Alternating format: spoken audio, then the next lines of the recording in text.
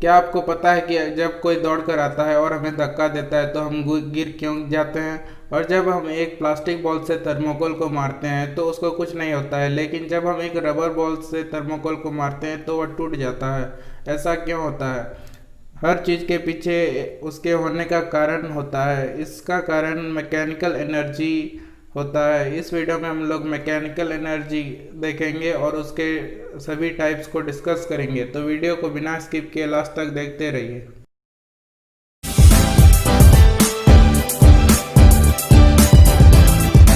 सबसे पहले हम लोग देखेंगे कि मैकेनिकल एनर्जी क्या होता है।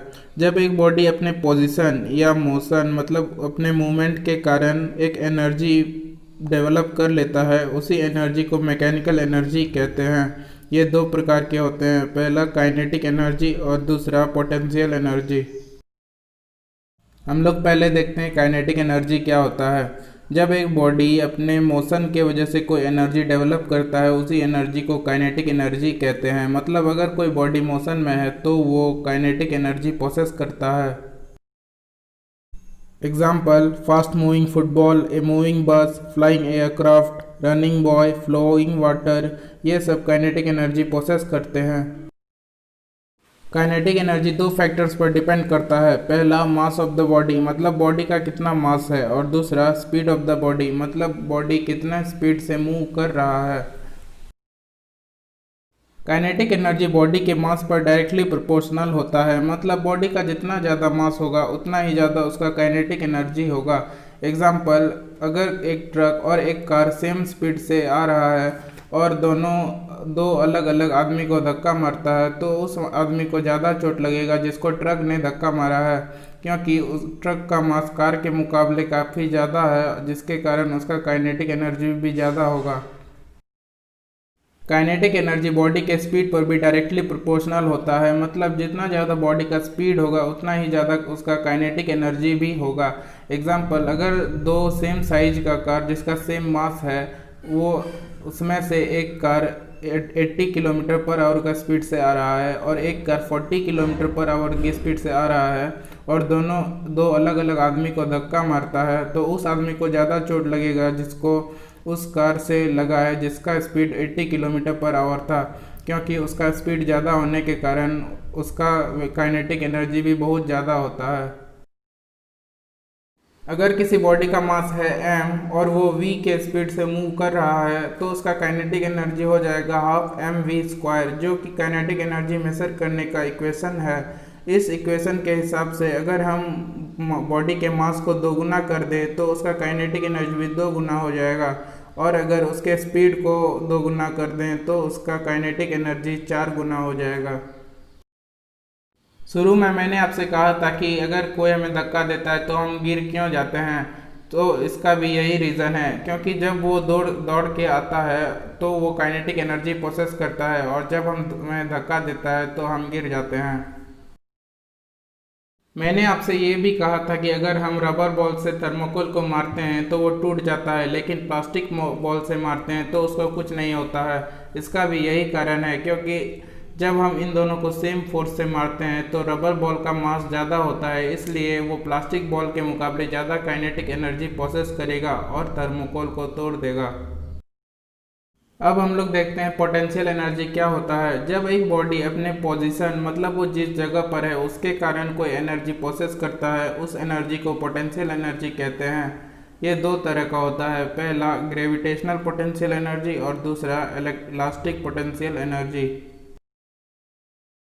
पहले हम लोग ग्रेविटेशनल पोटेंशियल एनर्जी देखते हैं। जब कोई ऑब्जेक्ट ग्राउंड से ऊपर किसी हाइट पर होता है तो वो अर्थ के ग्रेविटी के अगेंस्ट काम करता है, इसलिए वो ग्रेविटेशनल पोटेंशियल एनर्जी स्टोर कर लेता है।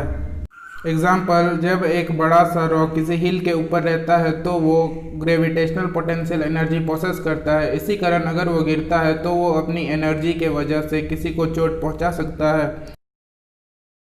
इसी तरह डैम में जो वाटर स्टोर रहता है वो अपनी हाइट के वजह से बहुत ज़्यादा ग्रेविटेशनल पोटेंशियल एनर्जी प्रोसेस करता है, और जब ये वाटर टरबाइन के ब्लेड्स पर गिरता है तो इसको इलेक्ट्रिसिटी प्रोड्यूस करने के लिए यूज़ किया जाता है।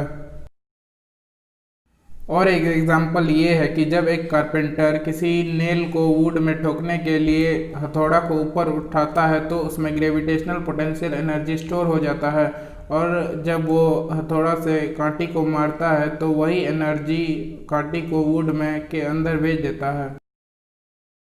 ग्रेविटेशनल पोटेंशियल एनर्जी भी दो फैक्टर्स पर डिपेंड करता है। पहला मास ऑफ द बॉडी, मतलब बॉडी का कितना मास है, और दूसरा height from the level of the ground, मतलब वो ग्राउंड से कितना ऊपर है। ग्रेविटेशनल पोटेंशियल एनर्जी बॉडी के मास पर डायरेक्टली प्रोपोर्शनल होता है, मतलब जितना ज़्यादा बॉडी का मास होगा उसका ग्रेविटेशनल पोटेंशियल एनर्जी भी उतना ही ज़्यादा होगा। एग्जाम्पल, अगर हम एक 50 किलो के पत्थर को और एक 10 किलो के पत्थर को सेम हाइट से छोड़ दे तो ज़मीन पर ज़्यादा इम्प्रेशन 50 किलो वाला पत्थर करेगा, क्योंकि उसका मास ज़्यादा है, इसलिए उसका ग्रेविटेशनल पोटेंशियल एनर्जी भी ज़्यादा होगा। ग्रेविटेशनल पोटेंशियल एनर्जी बॉडी के हाइट पर भी डायरेक्टली प्रोपोर्शनल होता है, मतलब एक बॉडी ग्राउंड से जितना ऊपर में रहेगा उतना ही ज़्यादा उसका ग्रेविटेशनल पोटेंशियल एनर्जी भी होगा। एग्जाम्पल, अगर हम सेम मास के पत्थर को एक को 10 मीटर की हाइट से नीचे फेंकें और एक को 50 मीटर के हाइट से छोड़ दे तो ग्राउंड पर ज़्यादा इम्प्रेशन 50 मीटर से फेंकने वाले पत्थर से होगा, क्योंकि उसका हाइट ज़्यादा होगा, इस कारण उसका ग्रेविटेशनल पोटेंशियल एनर्जी भी ज़्यादा होगा। ग्रेविटेशनल पोटेंशियल एनर्जी को फाइंड करने के लिए हम तीन क्वांटिटीज़ का प्रोडक्ट लेते हैं। पहला बॉडी के मास का, दूसरा बॉडी की हाइट का, मतलब वो कितने हाइट पर है, और तीसरा एक्सेलरेशन ड्यू टू ग्रेविटी का, जो कि 9.8 मीटर पर सेकेंड स्क्वायर होता है। जब हम किसी ऑब्जेक्ट को किसी हाइट पर रखते हैं तो हम फोर्स लगाकर उसका डिस्प्लेसमेंट करते हैं, मतलब हम वर्क करते हैं, फिर वही वर्क के कारण उसमें ग्रेविटेशनल पोटेंशियल एनर्जी स्टोर हो जाता है। मतलब हम ये कह सकते हैं कि हम जितना वर्क करते हैं वो उसके ग्रेविटेशनल पोटेंशियल एनर्जी के बराबर होता है, इसलिए हम कह सकते हैं कि work done is equal to gravitational potential energy is equal to mass into acceleration due to gravity into height.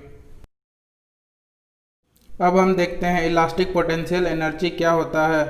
जब हम किसी बॉडी के शेप को चेंज करने के लिए या उसको स्ट्रेच करने के लिए या उसको कंप्रेस करने के लिए वर्क करते हैं तो उस बॉडी में इलास्टिक पोटेंशियल एनर्जी स्टोर हो जाता है। एग्जाम्पल, जब हम एक कैटापोल्ट, जिसे हम हिंदी में गुलेल भी कहते हैं, उस पर स्टोन रखकर उसको स्ट्रेच करते हैं तो उसमें इलास्टिक पोटेंशियल एनर्जी स्टोर हो जाता है। इसके कारण जब हम उसको छोड़ते हैं तो वो बहुत दूर जाके गिरता है। इसका दूसरा एग्जांपल ये है कि जब हम एक ट्रैम्पोलिन में जंप करते हैं तो उसमें उसका शेप चेंज होता है और उसमें इलास्टिक पोटेंशियल एनर्जी स्टोर हो जाता है, फिर यही एनर्जी हमें और ऊपर जंप करने के लिए हेल्प करता है।